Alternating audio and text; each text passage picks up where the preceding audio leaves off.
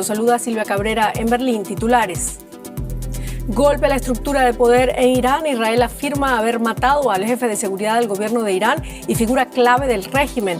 Teherán aún no lo confirma, mientras siguen los ataques contra la República Islámica. Europa y Reino Unido se oponen a las exigencias de Trump sobre la guerra en Irán. Alemania apuesta por un fin rápido del conflicto y rechaza una implicación militar europea. Vemos cómo evoluciona el discurso de Berlín. Y Donald Trump dice que quiere tomar Cuba y que podría hacer lo que quiera con la isla, mientras su secretario de Estado afirma que la apertura económica cubana no es suficiente, esto en pleno diálogo entre Washington y La Habana.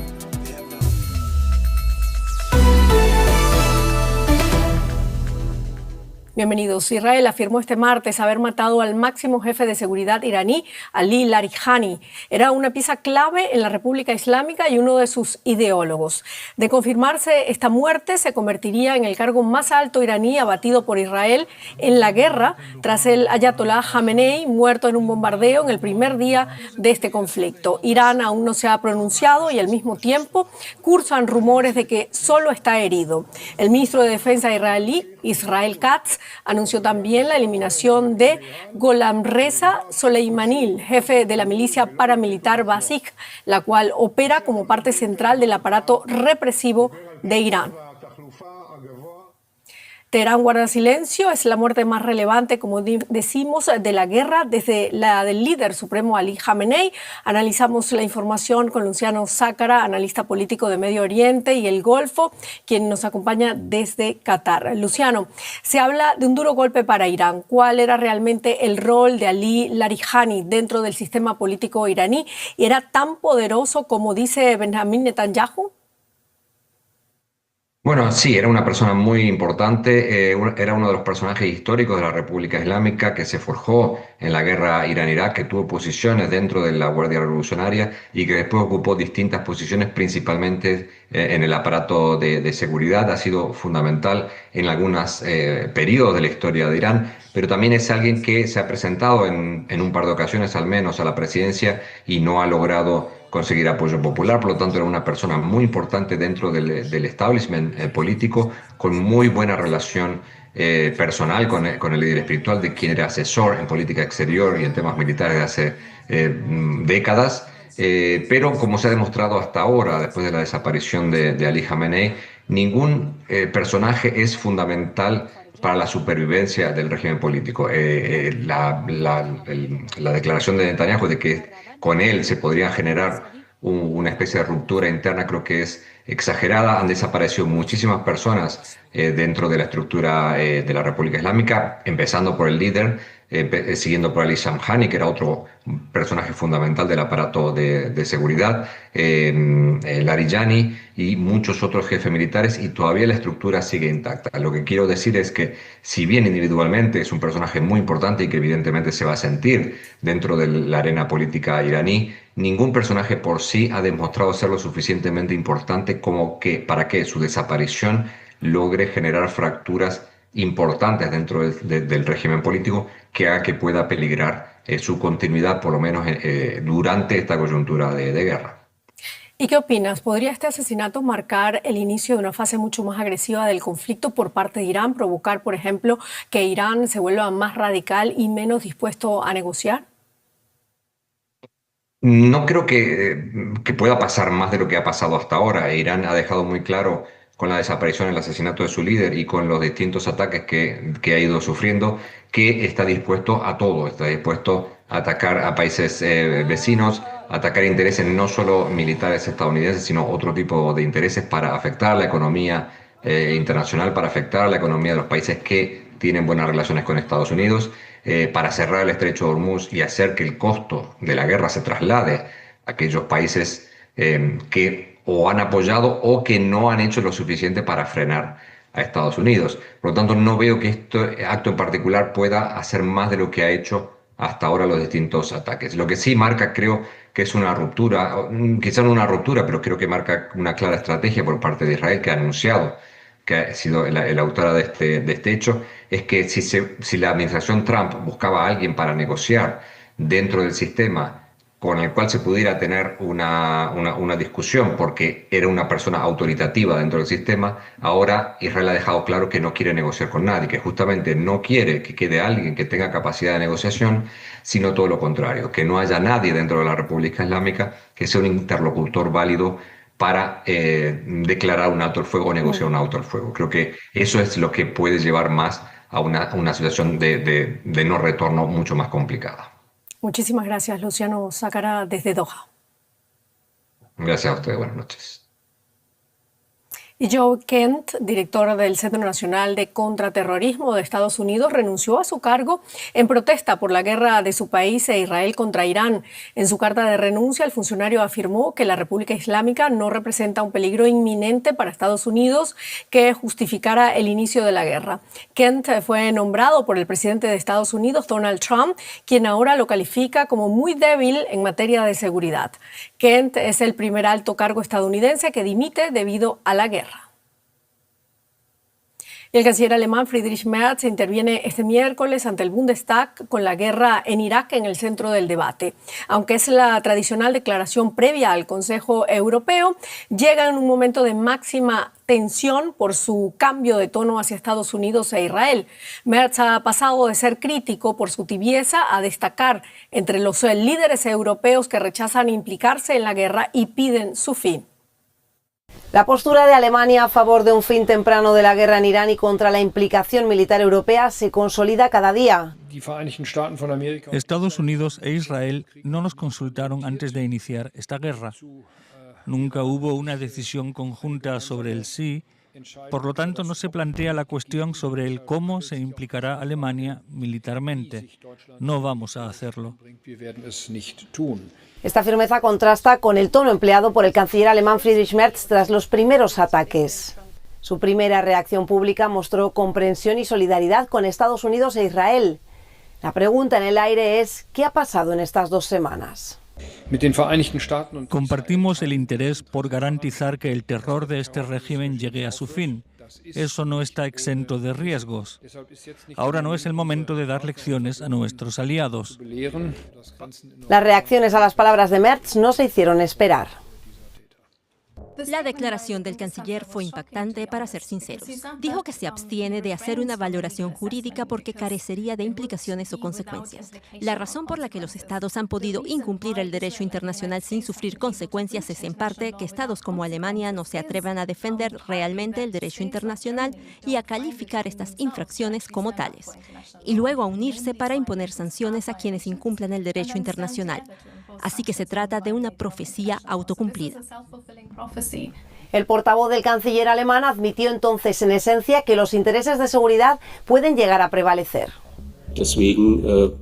Llegamos repetidamente a un punto en el que los intereses de seguridad y el derecho internacional no pueden conciliarse. Al día siguiente, en el despacho Oval, Merz trató de equilibrar su apoyo a Trump con algunos matices a modo de advertencia.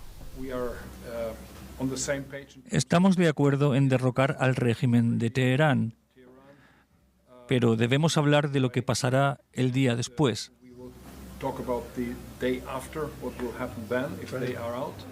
En su país, sus socios de coalición se mostraron más directos. Se necesita una estrategia de salida sólida y por el momento no veo ninguna.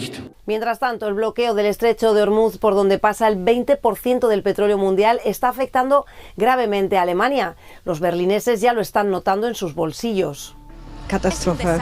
Und ich glaube, das kommt noch schlimmer. Los economistas advierten de que el aumento de los precios de la energía podría avivar la inflación justo cuando Alemania sale de la recesión. Las encuestas muestran que la mayoría de los alemanes no cree que los ataques estuvieran justificados y muchos temen que la guerra se intensifique. En Berlín se teme ahora que la guerra en Irán derive en un colapso del país al estilo de Libia o Irak, con consecuencias para la seguridad, la energía y la migración. El gobierno alemán se debate finalmente entre posiciones contrapuestas. De un lado, las ganas de mostrar solidaridad política con socios clave como Estados Unidos e Israel, pero sin estar convencido de la justificación legal. También satisfecho de ver la destitución del líder supremo de Irán, pero enormemente escéptico respecto a la estrategia a largo plazo. Y como país exportador, Alemania es vulnerable. Una crisis económica prolongada podría frustrar los grandes planes de Merz para volver a encarrilar a Alemania y abordar las reformas estructurales mucho más ambiciosas a las que se enfrenta el país. Y es que Alemania está sufriendo las consecuencias de esta guerra, ¿no? Explícanos en la economía. Y una de ellas es el aumento del precio de la gasolina, ¿no? Todos los días hablamos de esto. Alemania anunció este martes que su organismo de defensa de la competencia tendrá pronto un mayor margen de actuación para actuar contra las empresas energéticas ante la preocupación de que estén subiendo injustamente los precios de la gasolina para sacar provecho de la crisis petrolera generada por la guerra de Irán. En una rueda de prensa, la ministra de Economía y Energía alemana, Katharina Reiche, afirmó que en Alemania es sin duda notable que los precios en las gasolineras han subido más bruscamente que la media europea. La Oficina Federal de Cárteles, el organismo regulador, contará ahora con más competencias para investigar rápidamente y poner fin a los aumentos de precios en el sector mayorista. Y a todo esto, aquí en Alemania se acelera la inversión en defensa utilizando los fondos especiales aprobados por el Parlamento y por fuera del llamado freno de deuda. Un informe de la agencia Bloomberg muestra cómo la inversión, que fue récord en 2025 y que superará los 150.000 millones de euros al año en 2029, está dinamizando diferentes sectores de la economía. Además de la llegada de los fondos, el proceso está agilizando trámites burocráticos y permitiendo una rápida expansión de la producción. Un modelo que para muchos expertos podría traer beneficios a otras áreas de la economía, pero también muchos desafíos. Y vamos hasta la Bolsa de Frankfurt para conocer los detalles de estas informaciones. Allí está nuestro analista Ezequiel Garay. Muy buenas tardes, Ezequiel. ¿Qué razones explican el dinamismo del sector defensa más allá de los fondos inyectados y qué impacto puede provocar en el resto de la economía? Bueno, Rosa, como primera medida, como decías, algo que siempre le pedimos al gobierno alemán, desburocratización, sobre todo en los pedidos. Los pedidos se están haciendo muy rápidamente y de hecho el 85% de la demanda se le ha encargado a empresas europeas. Se pensaba en un momento que esto iba a requerir muchas compras a los Estados Unidos y no está siendo así. El conflicto en Irán también está demandando de todos los socios mayor demanda de armas alemanas y esto también está dinamizando el sector. También la financiación. Apareció, por ejemplo, el Deutsche Bank financiando proyectos de defensa. De hecho, ha creado toda una división dedicada solamente a eso y también la inversión de fondos privados. En el mercado no se atrevía a financiar proyectos de defensa, pero hoy lo ven como un sector estratégico y esto también está ayudando a que se expanda el sector rápidamente. Por eso, por ejemplo, Rheinmetall, que es el principal fabricante de armas aquí en Alemania, logró en solamente 15 meses construir y terminar una planta de municiones que muy pronto va a estar operativa. Bueno, y por otro lado, Ezequiel, institutos económicos como el IFO aseguran que los fondos destinados a infraestructura no se están invirtiendo como estaba previsto. ¿Qué está haciendo exactamente el gobierno alemán con esos fondos? Sí, el IFO y el Instituto IW de Colonia establecen que de los fondos que se tomaron solamente entre el 5 y el 10% se invirtieron. ¿Por qué? Bueno, se tomaron fondos de deuda durante 2025 para la infraestructura por 24.300 millones y se invirtieron solamente 1.300 millones. ¿Dónde fue el resto del dinero? Bueno, es que al fondo se le han cargado cosas que deberían estar en el presupuesto federal, como por ejemplo el subsidio al transporte o como por ejemplo el gasto operativo de los hospitales, que muchas veces se registra como transformación estratégica, pero son gastos operativos. Y no se ha invertido, por ejemplo, en la modernización de escuelas, en la eficientización para que utilicen y sean más eficientes en el uso de la energía. Ambos institutos igualmente son optimistas de que el gobierno podrá cambiar en el 2026 esta política que hasta ahora es decepcionante. Veremos. Muchísimas gracias por todos esos datos y cifras, Ezequiel. Vamos con más asuntos. Las reformas económicas anunciadas por el presidente de Cuba, Miguel Díaz-Canel, por las que los cubanos estadounidenses podrán invertir en negocios en la isla, no son suficientes. Así lo ha asegurado el secretario de Estado, Marco Rubio, este martes. Entre tanto, La Habana recupera gradualmente la electricidad tras el apagón del lunes. El tráfico era escaso y avanzaba por vías apenas iluminadas, mientras los residentes enfrentaban las dificultades agravadas por la escasez de agua, alimentos y combustible. El envejecido sistema eléctrico de Cuba está en ruinas y en algunas zonas de la isla los apagones de hasta 20 horas diarias son ya habituales.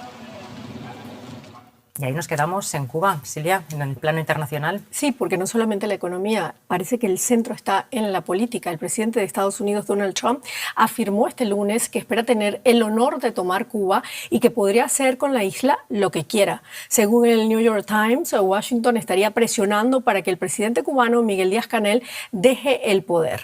Analistas interpretan estas declaraciones como un intento de impulsar un nuevo cambio de régimen. Mientras continúan las negociaciones entre Washington y La Habana, el secretario de Estado, Marco Rubio, como decíamos antes, considera que las reformas económicas anunciadas por La Habana no son suficientes. El presidente de los Estados Unidos, Donald Trump, elevó la presión sobre Cuba con unas polémicas declaraciones este lunes ante periodistas en la Casa Blanca. Toda mi vida he escuchado hablar de Estados Unidos y Cuba. Cuando lo hará Estados Unidos, creo que tendré el honor de ser quien tome Cuba. Sería bueno, sería un gran honor.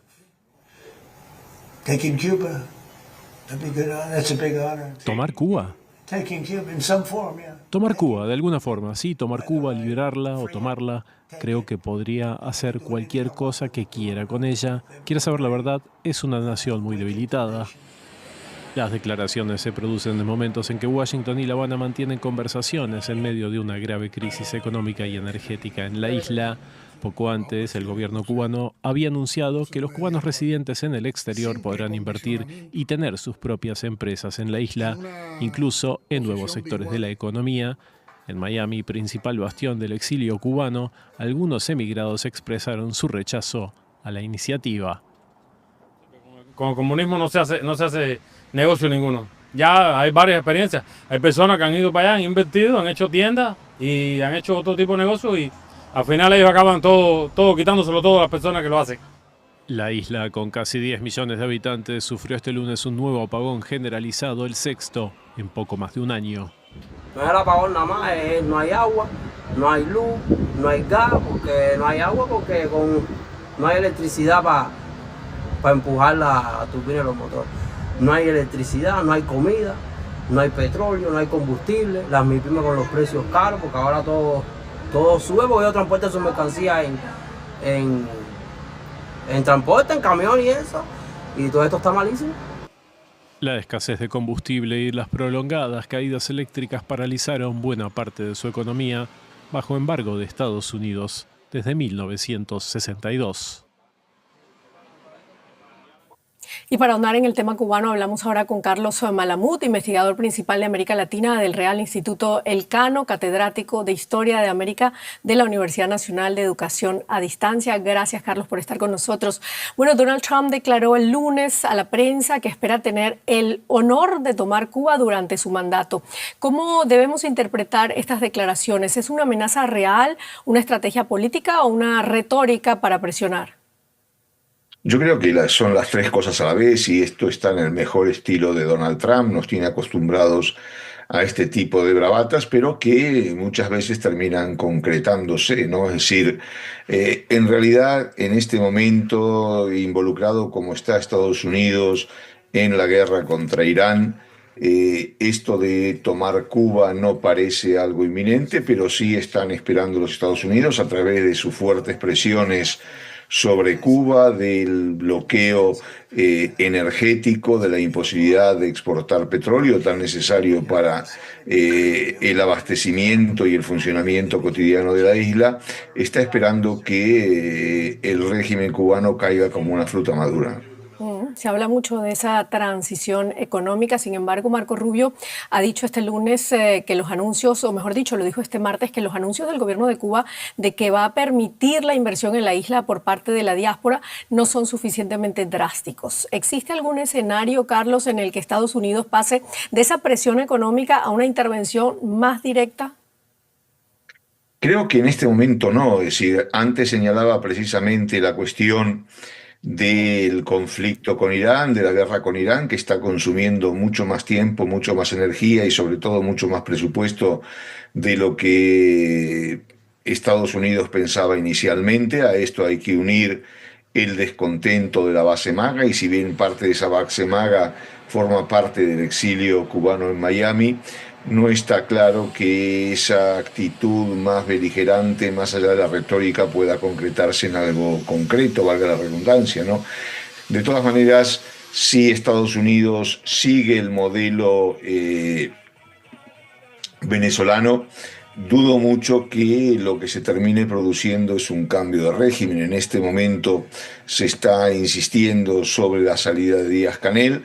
Habrá que ver cómo se concreta esto, pero todo depende de qué se esté negociando, cómo y con quién. Es interesante porque acabas de tocar lo de Díaz-Canel y también lo de Venezuela, y hay que decir que el New York Times, por ejemplo, ya está diciendo que el gobierno estadounidense presiona solamente para que Díaz-Canel, el presidente cubano, abandone el poder.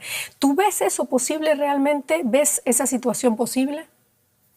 Bueno, hay que tener presente que desde la Revolución Cubana el régimen cubano está preparado y ha sido adiestrado para resistir, ¿no? Y en este momento el nivel de resistencia yo creo que se está incrementando, lo probaron en diversos momentos, comenzando por el periodo especial, pero también por el ataque a Bahía de los Cochinos, ¿no?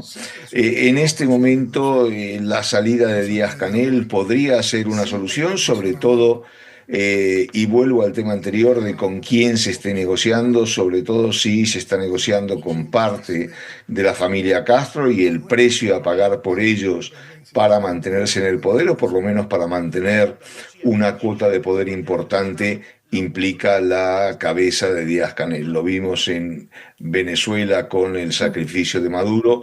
En Cuba podría perfectamente ocurrir esto, lo cual no implicaría, como señalaba antes, que la salida de Díaz-Canel o la debacle del sistema político y económico cubano implique un cambio de régimen. Claro, porque además se están llevando negociaciones y no sabemos qué se está tratando allí en esa mesa. Muchísimas gracias, Carlos Malamud, desde Madrid. Un placer. Y el presidente de Colombia, Gustavo Petro, denunció este lunes que su país estaría siendo bombardeado desde Ecuador tras el hallazgo de una bomba presuntamente lanzada desde un avión cerca de la frontera. El martes, el presidente ecuatoriano Daniel Noboa rechazó estas acusaciones, las calificó de falsas. La denuncia ocurre en medio de una creciente tensión entre ambos países. Ecuador impuso aranceles de hasta 50% a productos colombianos, mientras Colombia respondió con impuestos a importaciones ecuatorianas y suspendió el suministro de electricidad. Gustavo Petro aseguró este martes que los bombardeos de Ecuador en la frontera con Colombia dejan 27 cuerpos calcinados y afirmó que la explicación sobre los ataques no es creíble, en aparente referencia a la declaración de Noboa. Y más de 9.000 ecuatorianos deportados de Estados Unidos regresaron a su país en 2025 y muchos de ellos enfrentan grandes desafíos de integración. Algunos pasaron meses en lugares de detención separados de sus familias. Ponemos el foco ahora en la historia de Belén. Su proceso migratorio se vio truncado por el ICE justo cuando se iba a presentar ante una corte de migración. Emigrar era la esperanza de una mejor vida para Belén. Su intención era hacerlo legalmente. Un juez de Estados Unidos le había dado un permiso, pero ICE se interpuso justo cuando se iba a presentar ante una corte de inmigración. Entonces, al yo bajar con ese permiso y con esa autorización, yo bajaba por el ascensor y ICE me esperaba abajo, como estaba esperando a muchos migrantes que sabían que teníamos cortes allí. Al bajar, ellos se me acercan, me dicen que son del departamento ICE y que estoy detenida porque soy migrante. Belén estuvo en prisión antes de ser deportada a Ecuador. Aunque todo el tiempo estamos monitoreadas por cámaras, por audio, por video dentro de esa prisión, nadie sabe que muchas de estas internas llegan al punto de querer suicidarse porque no entienden el encierro. Es realmente triste, es realmente doloroso, la comida como tal, no, todo es realmente muy triste allá. Otros ecuatorianos regresan a su país de forma voluntaria. José Carrillo estudió cine en el extranjero. Volver le significó postergar sus sueños. Uno termina como dándose cuenta de que ¿cómo decirlo? Es un mundo más difícil allá. Y creo que es lo mismo, estés en Europa, estés en Estados Unidos, Uno siempre piensa que como hay más allá, va a ser más fácil, va a ser más fluido, pero siempre resulta que, obviamente, siendo alguien extraño, siendo alguien que no es de ahí, es difícil. Mientras, en las oficinas de abogados expertos en migración, lo que más ha aumentado son las consultas de ecuatorianos que desean regresar a su país. En cuanto a las oportunidades que tienen nuestros migrantes en el Ecuador, para mí personalmente son pocas. El Ecuador lastimosamente se ha hecho un país muy peligroso. Hay pocas oportunidades de trabajo. Y pienso que la mejor manera de emigrar sería haciendo un plan también de migración. Asesorarse legalmente permite contar con opciones como un incentivo de $3,000 por parte del gobierno de Estados Unidos para retornados voluntarios. Significa regresar con algo y no como Belén, con las manos vacías. Llegué así, sin nada, pero con la ilusión de que ya estaba en mi casa y pude ver a mis hijas después de mucho tiempo, a mis padres también, de que al menos había llegado sana y salva acá. En 2025 fueron deportados de Estados Unidos más de 9,000 ecuatorianos. Otros temas. El último sueño de Frida y Diego es el nombre de la exposición que el Museo de Arte Moderno de Nueva York inaugurará para el gran público el próximo 21 de marzo. La muestra ofrece más de 40 piezas de la pareja de artistas Frida Kahlo y Diego Rivera. El visitante podrá ver desde autorretratos de la pintora hasta bocetos del muralista. Las obras proyectan la conexión con la cultura tradicional de México que la pareja retrataba con su arte. La exposición del MoMA estará además acompañada por la ópera del mismo nombre, que se estrenará el próximo 14 de mayo en el Metropolitan Opera de Nueva York. Y con Frida y Diego terminamos este informativo. Muchísimas gracias por habernos acompañado. La invitación es como siempre para que sigan acá con nosotros en DW Deutsche Welle. Hasta luego.